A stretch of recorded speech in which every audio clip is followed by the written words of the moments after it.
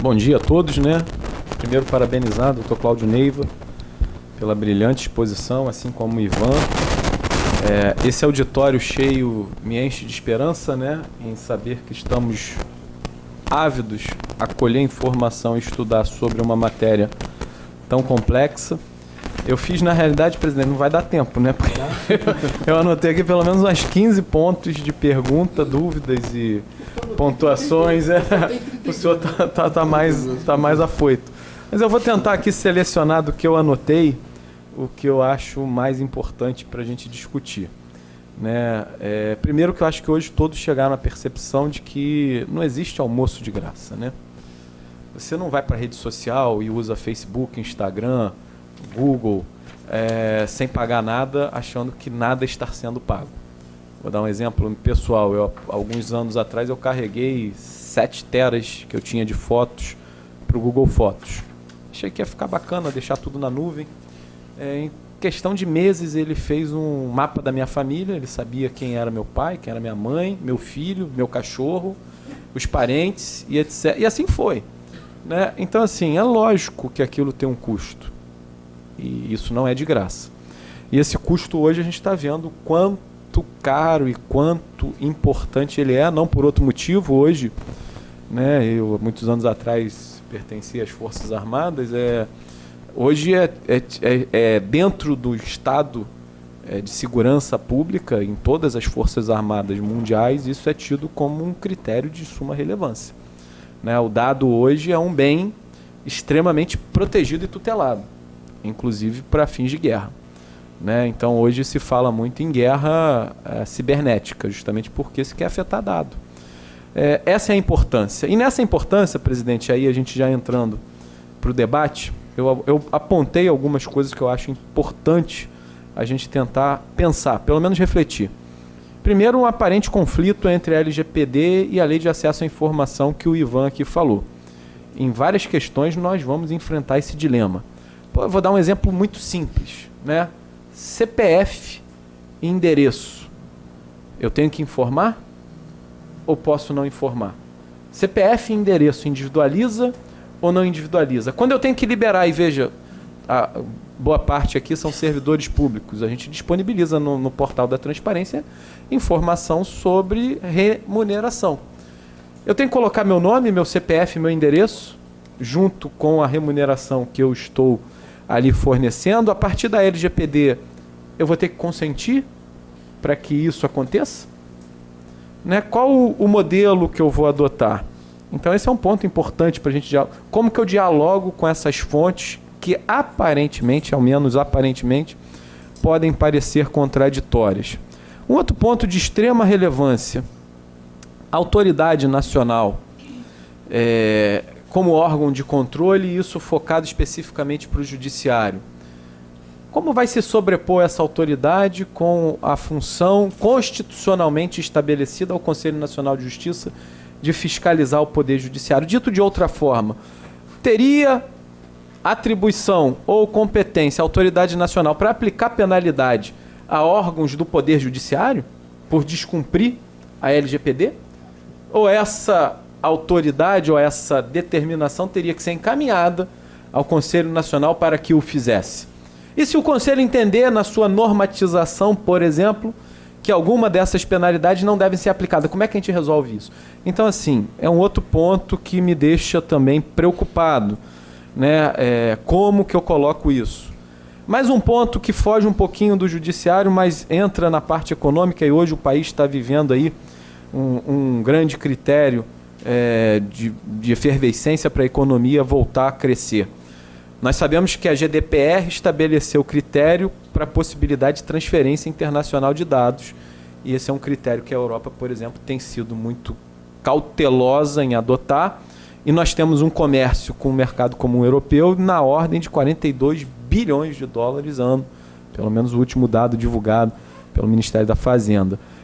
Isso pode ter impacto direto, porque um dos critérios previstos na GDPR é que você tem uma autoridade totalmente independente. E temos que lembrar que na primeira versão da lei, o Poder Executivo vetou a autoridade nacional. E ainda hoje ela não está no conceito de independente. Ela pode ser, quem sabe um dia talvez, se tornar independente. Então assim, como é que a gente fica nessa situação? Porque vamos imaginar que a União Europeia entenda que a gente não tem autoridade independente. E aí, como é que fica esse negócio que nós estamos falando da bagatela de 42 bilhões de dólares ano que o Brasil pode ser, em tese, afetado? Eu teria aqui várias outras, presidente, mas eu estou dentro do prazo que o senhor me deu e eu cumpro ordens de forma bem absoluta, como são várias questões. Se sobrar tempo, eu volto no meu arrazoado aqui de questionamentos. Doutor Cláudio? Eu não consigo responder todas. O que acontece sobre essa questão... Desculpa. O que acontece sobre essa questão da Lei de Acesso à Informação, CPF, endereço, etc. Cabe à Agência Nacional de Proteção de Dados dar a interpretação sobre esses possíveis conflitos. Teoricamente, as duas leis devem coexistir e não existe nada especificamente na lei que diz se uma tem precedência sobre a outra em determinadas situações. Então, a princípio, o exercício da Lei de Acesso à Informação continua sendo uma obrigação. E muitas vezes o que acontece é o seguinte: no exercício da utilização da LGPD, não tem nada que coloque de forma explícita o conflito, mas sim sobre o processamento de dados pessoais sendo utilizados com finalidade legítima e específica. Aí, minha interpretação. Sendo a lei de acesso à informação algo legítimo e específico, atenderia essas necessidades. No entanto, eu sei que é um argumento que ainda pode ser discutido pela agência e ela pode dar um aval final. Cabe a ela fazer isso segundo até a sua própria definição.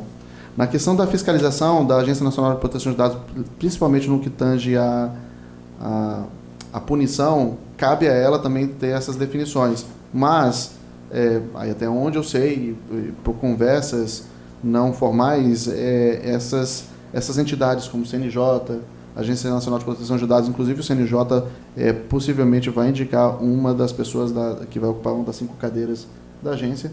Então, eles estão conversando, trabalhando como nível de parceria. Inclusive, a agência vai trabalhar numa parceria com o Ministério Público Estadual, o Ministério Público Federal, vai trabalhar com institutos de defesa, como o Instituto de Defesa do Consumidor, entidades como a OAB, entre outros, para ampliar até seu nível de fiscalização e capacidade de auditoria sobre entidades governamentais ou não.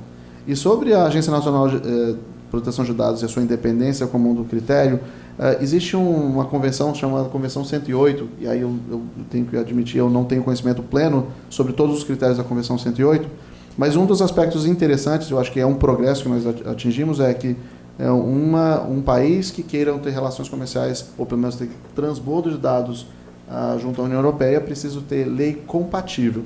Então, eu acho que a gente teve um progresso aí. Nós ainda não fazemos parte dessa convenção, ou seja, o Brasil ainda não entrou na lista, mas eu acho que tem potencial para tal. Se a independência é um critério que precisa ser atendido para que isso aconteça, eu não tenho condição de responder. Muito obrigado. Doutora Cristina? Bem, eu confesso que eu preferiria até que o senhor continuasse respondendo as perguntas do Dr. Fábio Porto, porque talvez até por a gente, né, nós dois somos juízes cíveis, mais ou menos ao mesmo tempo de magistratura, então essas indagações realmente eu considerei bem complexas e profundas, né? Como resolver esses conflitos, essa questão das penalidades, quem vai resolver sobre isso. Mas assim... Nós temos um monte de processo para julgar sobre isso. Né? Pois é. Mas eu acredito que o lado muito bom de tudo isso é porque, como foi dito aqui, a gente não tem como postergar a vigência e eficácia dessa lei e muita coisa a gente só vai conseguir resolver na prática mesmo, né? Porque cada decisão que vier vai propiciar o debate, o questionamento e, principalmente, acredito, a publicidade. Eu não sei, eu gostaria que o senhor colocasse, o senhor falou em determinados momentos a questão da clareza dos dados, e eu considero esse ponto muito importante, até porque tem norma expressa no CDC sobre isso, e muitas vezes eu uso isso todo dia, né, nas minhas sentenças, nas minhas decisões, quando não existe essa clareza, né, embora muitas vezes tenha até uma decisão já pacificada do STJ, um recurso repetitivo e tudo, você não pode deixar de verificar, você não pode pegar o dispositivo puro e simples, você vai ter que fazer a interpretação em cada caso, e a questão da clareza, se o consumidor teve clareza daquele serviço que lhe foi negado ou que lhe foi prometido. Então, assim, veio na minha cabeça, eu confesso que eu estou até um pouco zonza com tanta informação, não sei se os outros estão aqui, mas eu estou admitindo que eu estou. Eu considero isso até um ponto positivo, porque se eu tivesse me sentido segura, eu acho que eu estaria com algum problema. Mas, assim, por exemplo, veio na minha cabeça, digamos que, porque a gente fala muito em usar os dados, né, de uma forma desvirtuada, mas aqueles dados que realmente existem. Então, por exemplo, sei lá, família, ou uma questão religiosa, ou uma ideologia política, alguma coisa assim, dados realmente que sejam reais. A gente fala nisso para situações que não deveriam ser divulgadas. Mas e se acontecer, por exemplo, tanto num órgão público quanto numa empresa privada, digamos que o setor lá, hierarquicamente superior, que tenha acesso a esses dados, faça um ranking entre os funcionários, por exemplo, e dali ele pegue esses dados e divulgue, né, para alguma coisa maior, digamos que pegue 100 servidores de uma multinacional ou alguma coisa, divulgando esses dados como produtividade e esses dados não estejam fidedignos. Por que eles não estariam fidedignos? Vamos supor que não tenha um controle sobre esses dados que estão sendo divulgados, né? A gente já teve várias situações, até a nível de tribunal mesmo, às vezes de problemas de sistema, onde dados foram enviados para o CNJ teve que bloquear, inclusive, o envio desses dados, porque esses dados não corresponderiam à realidade efetiva daquela situação. E isso, a meu ver, realmente é um ponto sério. Então, a minha pergunta é, o senhor entende como poderia ser essa questão desse controle sobre isso? O senhor entende que, havendo uma transparência, uma obrigatoriedade de clareza dessas informações, a gente teria, ao menos, como mitigar esses efeitos? Tá ficando complexo aqui para mim. Deixa eu tentar responder. Doutor Cláudio, é genial. Você falou sobre termo de consentimento. Pois olha, eu garanto a vocês que advogados e juízes não julgaram, ao apreciar as causas e ao julgar a causa, nunca ninguém leu algum termo de consentimento. Estou falando besteira? O advogado, a parte é obrigado a assinar, está de acordo, tá certo, vai fazer o quê? Aí o advogado entra com a ação e quando cai para mim, eu não leio, tá certo? Não faz diferença, porque 40 páginas, o sujeito não entendeu coisa alguma. E aí ele está vinculado àquela vírgula, que não sei o quê, então é só para te ajudar. A gente pode dar um exemplo concreto, que eu fui fazer uma cirurgia de vesícula, né? Estava lá no hospital esperando 6, 8 horas lá, plantada, né? Já fraca, sem comer nada, não sei o quê. Aí tá o Najib do lado na cadeira, aí chega tipo uma enfermeira-chefe, alguma coisa, isso aqui é para senhora Maria Cristina assinar. Eu, Najib, mas o que é isso que ela vai ter que assinar? Não, consentimento para tudo que pode acontecer. A senhora deve estar brincando que ela vai assinar nessa situação o quê? Ele ficou revoltado, ele falou, mas não é possível. Eu falei, deixa eu assinar logo isso, que você não vai valer nada, né? Você ainda tem que ficar estressada ali. Aí daqui a pouco também ainda chega e fala assim, não, vai demorar umas 3 horas para a senhora ser chamada. Eu falei, tá tudo bem, já estou aqui, né? Já vim conformada, tudo bem. Aí de repente leva para o quarto. 3 horas depois, antes de levar. Não dá 2 minutos, aparece todo mundo com a marca. A senhora vai ser levada agora. Eu falei, agora não vou não. Agora não vou não, porque acabou de dizer que vai levar 3 horas e de repente chega agora aqui. Parece, não, mas é verdade. Eu falei, vai me dar pelo menos 10 minutos. Não vou deitar em maca nenhuma aqui. Porque é um desrespeito, não é? Você fazer uma coisa dessa. Esse exemplo foi bom. Deixa eu tentar responder. Isso, assim, essa minha resposta é uma opinião pessoal, tá? Sobre a clareza dos dados e aí a questão da acuracidade. A acuracidade é um princípio da lei. Então, é um dos princípios da lei, um dos 10 princípios. Então, o indivíduo ele tem o direito de ter seus dados corretos e poder exercer o seguinte, olha, meu nome está incorreto. O Cláudio, em vez de ter o acento no U, eu tenho acento no A. Eu não sei por que as pessoas escrevem meu nome com acento no U. Eu não consigo pronunciar entendendo como as pessoas fazem isso, mas fazem. Então eu tenho o direito de corrigir. Então a primeira coisa é dar o direito desse exercício da acuracidade. Sobre os dados serem fidedignos ou não. Eu acho que me fez trazer um pouquinho um ponto interessante, é o seguinte. Uma entidade, ela pode ter 2 papéis junto à LGPD, de operador ou controlador. Sendo o controlador, é a entidade que tem a tutela sobre a finalidade da qual aquele dado está sendo utilizado. Então ele decide, ele entende a finalidade e ele tem a responsabilidade sobre a manutenção daquele dado que está sobre a sua responsabilidade para aquela finalidade.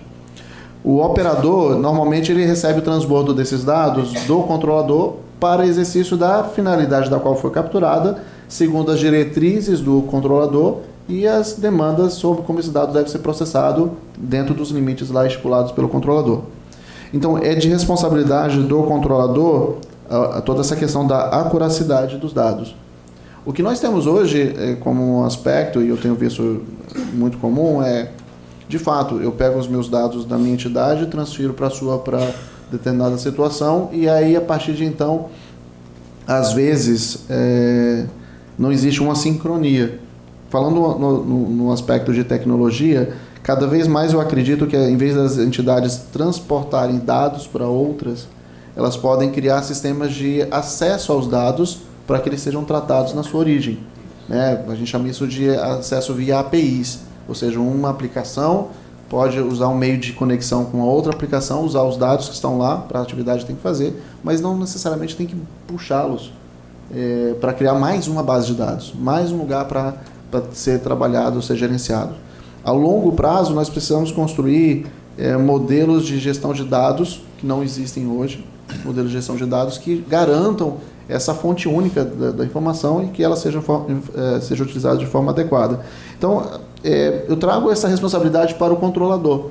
O controlador ele precisa procurar meios de achar, para exercer as suas atividades e manter o princípio da acuracidade dos dados disponível, ou seja, não só para o exercício do titular, mas com o objetivo de manter dados mais fidedignos e mais confiáveis.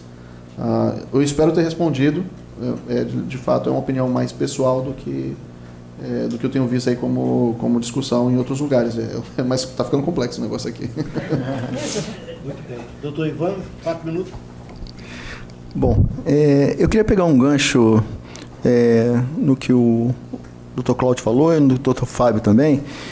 Lembrando, o que eu estou falando aqui, a gente está num período muito de especulação, não existe ainda nada em concreto, não existe nenhuma posição formada, a lei não está realmente em vigor.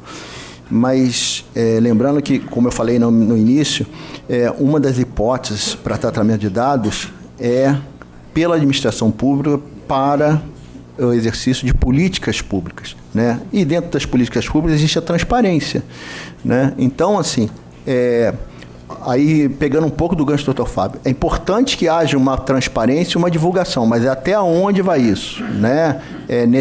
Quais são os dados necessários para se manter essa transparência? Hoje ela é bem abrangente, se coloca e se expõe tudo, mas até onde vai isso? Né? É preciso a gente ver o que é estritamente necessário para se manter uma transparência e o que não é necessário para se manter a privacidade. Então, é por isso que eu digo que às vezes não há um conflito, né? Você tem um limite entre em um princípio, né, que é da privacidade, e o outro que é da informação, do livre acesso à informação, e eles acabam se interagindo. E aí, caso a caso, pode ser que em alguns momentos eles se sobreponham, e aí sim vai ser analisado cada caso futuramente. Com relação à autoridade, o que eu tenho também ouvido, tá? O que eu tenho é que a autoridade, como em qualquer outro segmento, nós já temos aí várias agências, o próprio Cláudio falou, de telefonia, Anatel, ANEEL, todas elas atuam como órgãos reguladores. Eu acho que no primeiro momento a demanda de regulação vai ser tão grande que vai ser a grande preocupação da Autoridade Nacional de Proteção de Dados. Acho também que ela tinha que ter um cunho inicial educativo. Mas, com relação ao serviço público, à administração pública em geral, eu acho que outros órgãos de controle vão atuar, o próprio CNJ, TCU, TCE, eu acho que eles vão atuar nesse sentido, da mesma forma que outros segmentos, a OMP, PROCON atuam, vão atuar paralelamente. Isso é só um apanhado do que eu tenho ouvido, tá? Agora, especificamente perguntando ao Cláudio, eu vou puxar um pouquinho para uma questão não jurídica, mas que é de grande interesse da gente. Eu tenho defendido muito nos eventos que eu tenho participado a questão do encarregado. Você falou aí no encarregado que, inclusive, o funcionário público foge disso, está fugindo disso, e eu entendo perfeitamente. É realmente uma atribuição muito pesada. E eu acredito que na administração, porque no primeira versão da lei, tinha que ser uma pessoa física com especificação tal, e depois isso foi ampliado. Hoje você pode até terceirizar isso. E a minha preocupação é com a administração pública em geral, não só com o Tribunal de Justiça, mas com a administração pública em geral. Eu acho que terceirizar isso na administração pública é muito complicado, porque é preciso entender do negócio, e trazer uma pessoa de fora até ela entender do negócio vai demorar muito. Então, eu acho que não há como ter uma terceirização nesse sentido. Eu acho que talvez, como você falou, um órgão, né, um conjunto de pessoas multidisciplinar para cuidar disso. Mas a minha questão e o que eu tenho defendido, é que pelo perfil que esse grupo tem que ser, e pela atividade que ele exerce, ele não deveria estar sujeito a ingerências políticas da administração pública e até de execução. Então, eu defendo que esse grupo ou essa pessoa, o coordenador, ela tivesse um mandato que pode ser reconduzido ou não, e até descasado da própria gestão, da própria administração. Para quê? Para que esse grupo ou essa pessoa tenha uma estabilidade para implementar tudo que é necessário em termos de atividade ou de atribuição que o encarregado tem. Eu queria saber o que você acha sobre isso, disso ser conduzido através de um mandato e não numa nomeação que ficaria sujeito a uma exoneração ou alguma coisa que tivesse alguma ingerência política. Tá. Eu vou dar algumas perspectivas. Eu acho a questão da terceirização ao ser um grupo, eu acredito, não tenho certeza plena agora nesse momento, mas foi revogado na sanção da Agência Nacional de Proteção de Dados em 8 de julho agora de 2019. Então volta a ser o indivíduo. Quanto à nomeação, a nomeação é ter um nome de uma pessoa que possa ser ponto de contato. Ou seja, o Cláudio é representante do TJ e segue aqui os dados de contato dele, e isso é enviado para a Agência Nacional de Proteção de Dados, e isso deve ser divulgado publicamente para que todo mundo saiba com quem deve entrar em contato para a resolução dessas atividades. Então, a nomeação, eu não chamaria de nomeação de um cargo específico, mas de alguém responsável pelo exercício da atividade. Então, o DPO, o encarregado nesse caso, só esclarecendo esses pontos como eu vejo, não é necessariamente a criação de algo muito especial, mas sim de alguém que vai executar as atividades pertinentes ao que é exigido aqui pela lei.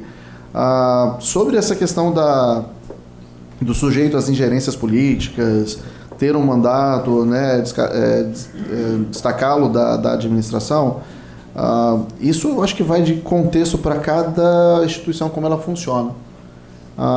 Eu acredito o seguinte: esta pessoa, o encarregado, ele tem entre as suas atividades, além de responder essa comunicação com o indivíduo e a autoridade nacional, de gerir todo o programa, ou seja, fazer com que ele seja executado constantemente, apurando se a instituição se mantém em conformidade com as necessidades, sugerindo modificações nas outras áreas e tudo mais.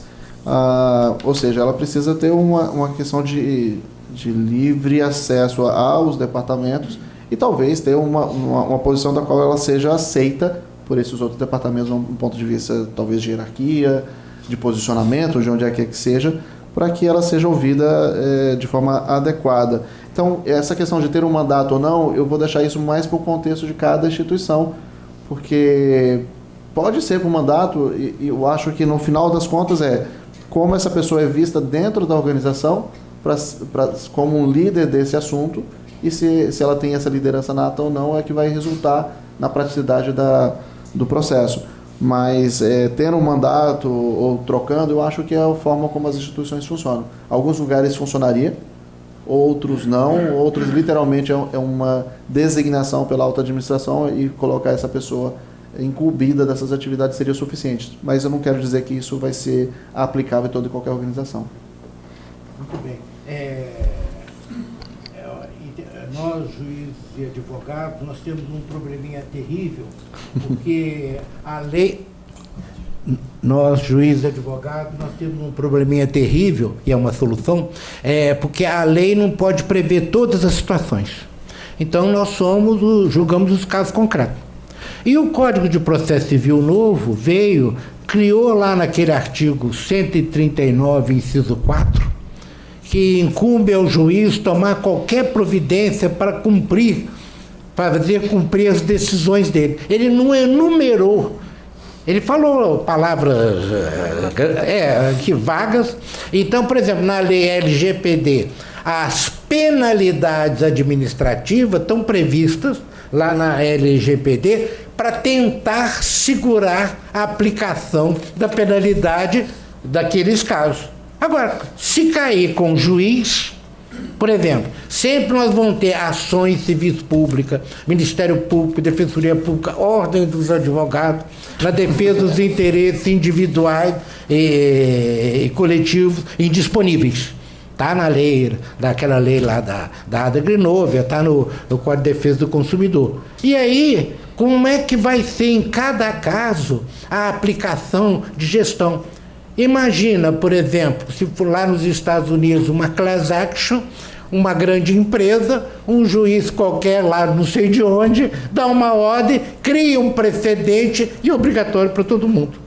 Então, essa questão emocionante, vamos deixar para os doutor Fábio, doutora Cristina, pensar como é que vão fazer um evento sobre isso. Antes de passar a palavra para todos fazerem perguntas, eu indago do desembargador Luciano, que é o presidente do Comitê de Segurança de Informação do Tribunal. Vossa Excelência quer fazer alguma pergunta? Tá bom. Indago do doutor Humberto, que é o DG da DGTEC, a mais alta autoridade na tecnologia da informação, comunicação. Alguma pergunta? Então, faça favor. Boa tarde a todos. Bom dia. Boa tarde. Tá legal? Tá. Pro Cláudio. Cláudio, você que milita nessa área, que tem vários clientes, tanto da iniciativa privada quanto do setor público, se você tivesse que dizer, nós estamos aqui em tese há 6, 7 meses, 8 meses da data de início da vigência da lei. Você diria que do setor público, vamos pegar o setor público, se tivesse que contar de 1 a 10, o setor público estaria onde, considerando que 10 fosse a data final? Onde que a gente estaria nessa corrida? É complicado. Perdão, o ministro do Supremo falou, ministro Supremo, tá? Eu quero saber se alguém vai dizer que é contra. O ministro Supremo falou que a justiça criminal, para ficar ruim, tem que progredir muito, não foi isso?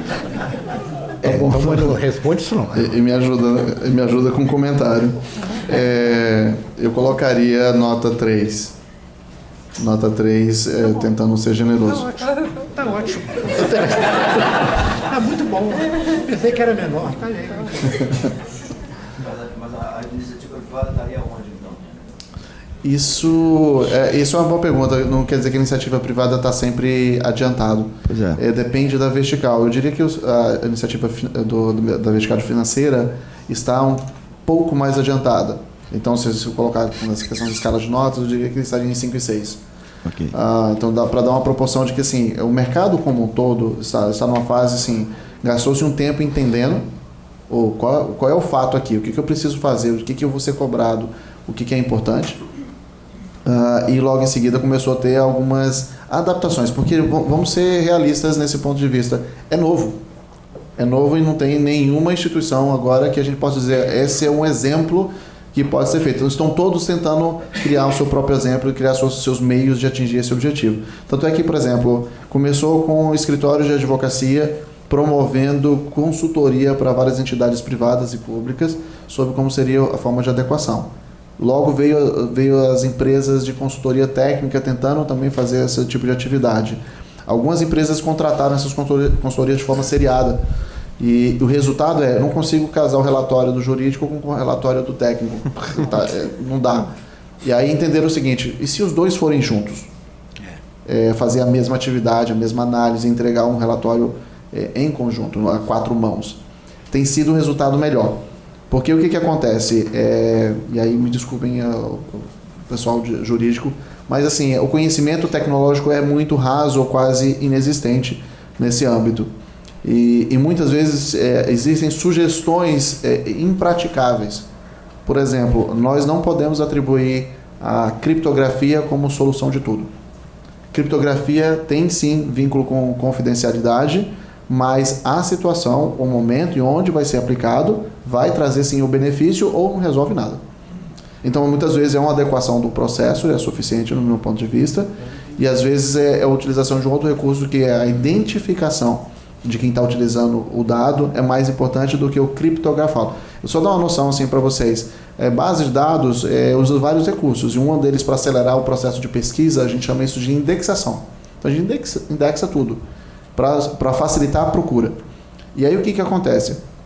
Quando eu aplico criptografia na base de dados, no banco, ou seja, embaralho tudo ali dentro, eu quebro esse recurso de indexação. Logo, eu afeto completamente a performance. Então, alguns escritórios de advocacia estavam, olha, a confidencialidade desses dados estão em uma situação crítica e sugerimos a criptografia desses dados. Não faz isso não. Então, assim, é muito mais importante proteger o ambiente onde esses dados estão que os dados em si, do que a criptografia dos dados em si naquele momento. Então, existem situações que a criptografia seria a solução, mas nem todo momento pode se atribuir a criptografia como solução. Na dúvida entre a proteção do interesse em face da entidade, do organismo, do órgão estatal e a defesa do interesse individual, qual seria a opção do senhor? Deixa eu tentar entender. se é entre o interesse do indivíduo ou o interesse da organização?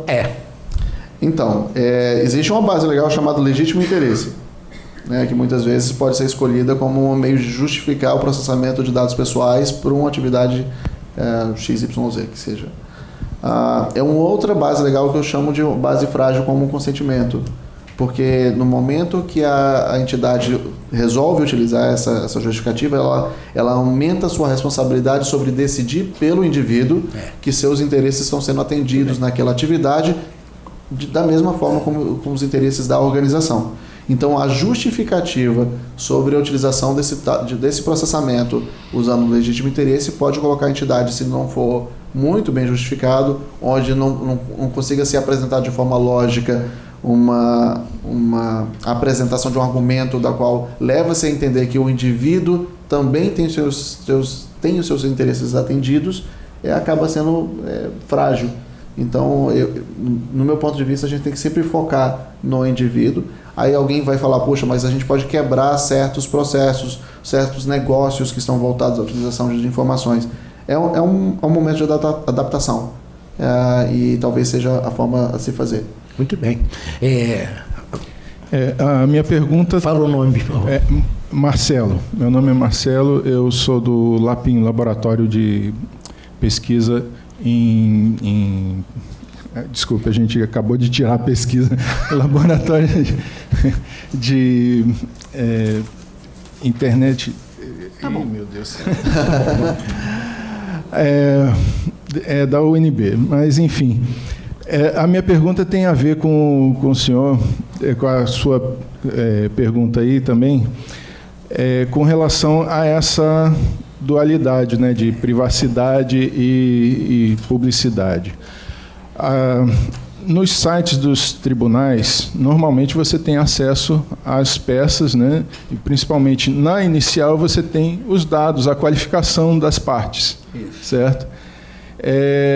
Como é que você dá o atendimento à lei, né, à LGPD, com relação a isso, né? Quer dizer, qualquer um pode ir lá consultar e você tem como dizer, olha, vai ser usado só para essa finalidade? Se eu colocar um robô para ir vasculhando, entendeu? Essa é uma pergunta. Uma outra pergunta é com relação ao DPO, tá? Que o Dr. Cláudio falou que o ideal seria ter um escritório de privacidade nas entidades, né? Por que não colocá-lo no compliance, junto ao departamento de compliance, por exemplo? Ok, o doutor Fábio responde a primeira, porque é bem típico do nosso lado. Mais técnica aqui, técnica jurídica. Eu vou rememorar um tempo atrás, quando o Conselho Nacional de Justiça regulamentou a forma de acesso a processos eletrônicos. Naquela época eu integrava o Comitê Nacional de Tecnologia e eu apresentei um parecer que acabou não prevalecendo, né, por maioria eu fui vencido, em que eu dizia que o acesso não poderia ser irrestrito. A pessoa tinha que justificar justamente por vários motivos, não só a proteção pessoal, mas eu sustentei também a proteção intelectual, no momento em que um advogado poderia fazer uma peça monumental e ela ser copiada por inúmeros outros sem qualquer direito autoral ali resguardado. Isso não prevaleceu. Então, desde aquela época, nós estamos falando isso há 10 anos atrás, então já tem uma década, que é a resolução do Conselho Nacional que normatiza dá acesso amplo e restrito. Agora vem a LGPD e como que eu compatibilizo? Compatibilização se faz aqui, eu vou me valer do professor Eric Jane, na Alemanha, quando o mercado comum europeu pensou em introduzir uma constituição da Europa, e nós tínhamos ali países do berço da Common Law, na Inglaterra, que não tem o direito escrito positivado como o nosso, e os países berço da Civil Law, a Alemanha, a França, a Itália, em que o direito escrito é muito patente, é muito comum. Então, como que eu vou compatibilizar culturas jurídicas tão distintas e complexas? O professor Eric Jane, então, sustentou a tese do que ele chamou de diálogo das fontes, né? As fontes não devem brigar entre si, mas dialogar. Uma tem que escutar o que a outra fala, e para não dizer que eu estou falando só da Europa, o nosso professor argentino, ministro da Suprema Corte da Argentina, professor Eugênio Raul Zaffaroni, fala da mesma coisa sobre outra nomenclatura. Ele diz a necessidade de interpretação conglobada da norma jurídica. Então, se a gente fizer essa interpretação conglobada da LGPD com a Constituição, com o Código de Processo, com as leis que regulamentam todo o arcabouço jurídico do procedimento processual, a gente chega à seguinte conclusão: a LGPD não se aplica à atuação do direito em si. Por que não se aplica? Porque ali eu tenho uma norma constitucional que prevê o princípio da transparência, prevê o princípio da publicidade, onde a regra é a publicidade e acesso amplo e restrito. Então, acredito que a solução, a meu sentir, se valendo dessa teoria aí, tanto europeia quanto argentina, a gente chega a essa conclusão fácil. Presidente, tentei ser rápido. Um minuto para o doutor Cláudio. Depois do doutor Cláudio, eu vou esticar para receber mais 2 perguntas curtas e com respostas breves, e principalmente o grande momento do nosso evento, que vai ser o encerramento a cargo da doutora Cristiana. Então, doutor Cláudio, responde a pergunta. Eu vou tentar ser breve. O porquê não no compliance? Na verdade, assim, não existe restrição.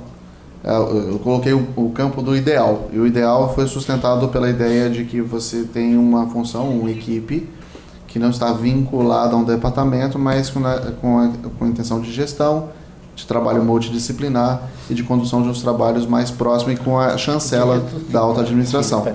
O compliance tem só um aspecto interessante que eu coloco em relação a qualquer outros departamentos, é sobre as lentes que são utilizadas daquele departamento. Então, por exemplo, quando você coloca dentro do jurídico, vai ter uma lente muito jurídica, pouco tecnológica, pouco física e etc. Quando você coloca dentro da TI, vai ser muito tecnológico, pouco visão de jurídico, pouco visão de negócio, pouco visão de organizacional. Quando você coloca no compliance e na auditoria, vai ser, tem por padrão esse departamento demandar. Ou seja, eu tenho aqui uma série de coisas que você deveria seguir, isso aqui você não está seguindo, volta lá para dentro de casa e faça, e volte aqui para ver se eu consigo concordar com o que você fez ou não. Então, demanda muito, não coordena, não negocia. Então, assim, por padrão, não estou dizendo que esses departamentos não têm condição de fazer isso, mas por padrão eles não têm esse papel de negociação, de coordenação, de gestão ou de criação de um programa de gestão da privacidade. Nada impede com que passem a fazer. Tá? Então, assim, no campo do ideal, seria por essas razões. Muito bem. Uma pergunta. Mais uma. Boa tarde a todos. Bom dia ainda, né? Bom dia a todos. Valdec Schwenk, da 2ª Vice-Presidência. Tradicionalmente, as instituições públicas receberam nos seus cadastros mais informações. Tá certo. Tá fazendo. Mais informações do que as necessárias diante da nova legislação. E o que fazer com esses dados depois? Hoje, esses dados não são necessários. Eu, dono do dado, da instituição, quero destruir o cadastro. Quero não ter esse dado para ficar mais fácil de administrar. Eu vou poder destruir simplesmente ou vou ter que ter autorização de quem forneceu o dado para destruir? Por exemplo, tipo sanguíneo, título de eleitor, em cadastro que hoje se torna desnecessário. Perfeito. Nossa, a pergunta é ótima. Seguinte, o dono do dado é o titular. Sempre o titular é o dono do dado. Ele está em posse de uma organização, de uma instituição, para processamento por uma finalidade específica. Mas o dado do Cláudio Neiva continua sendo meu, independente de qualquer instituição. Sobre a destruição, não preciso da autorização da destruição do meu dado em determinada base de dados, já que não existe necessidade. Então, a ausência de necessidade já dá a uma instituição uma ideia ou uma sugestão de que esse dado deve ser destruído e eliminado da sua base. Por exemplo, eu estava conversando com a seguradora e eles tinham mania de capturar a fotografia da carteira de motorista de todos os segurados. E eu perguntei para eles, para que vocês utilizam essa foto? Para nada. Alguém teve a ideia da gente tirar a foto e manter dentro da base por um dia, se precisar, nós já temos. Isso amplia muito, porque a fotografia contém tantos dados que são desnecessários e amplia muito o risco da organização de não conformidade e de que, se vazarem esses dados, ela vai ter um nível de responsabilidade altíssimo. O que só tentando ser resumido na minha resposta, é o seguinte: você não precisa de permissão para destruir os dados. Você precisa de um plano de descarte. Por que é um plano de descarte? Ter a certeza de que eles não são necessários. Então, quem vai dar a chancela só para determinar se esse dado é ou não necessário, para que depois que forem destruídos, eles foram destruídos. Não tem como voltar, a não ser capturá-los novamente. E outra é que para cada processo, devido à sua finalidade, uma coisa que eu não mencionei durante a minha apresentação é que os dados têm um ciclo de vida. Então, dependendo do motivo da qual ele foi capturado, é determinado um ciclo de vida dele na manutenção dentro das bases da organização. Então, se eu tenho um dado fiscal, por questões de lei fiscal, eu tenho que manter por até 5 anos. Se for questão trabalhista, acho que, me corrijam, por favor, uma instituição um indivíduo pode judicializar uma instituição da qual ele trabalhou em até 2 anos. Então, teoricamente, eu manteria os dados por tempo de vínculo em até 2 anos depois do término do vínculo, justamente porque, se houver uma situação de necessidade, eu tenho o dado ainda, mas encerrou a finalidade, eu teria por obrigação descartar o dado. Então, criar um ciclo de vida do dado, um plano de descarte, mais uma questão de governança sobre esses dados, seriam necessários. A Autoridade Nacional baixaria regras sobre isso. Pode estipular regras sobre isso, normatização. Só um complemento. A última pergunta da plateia. Pode.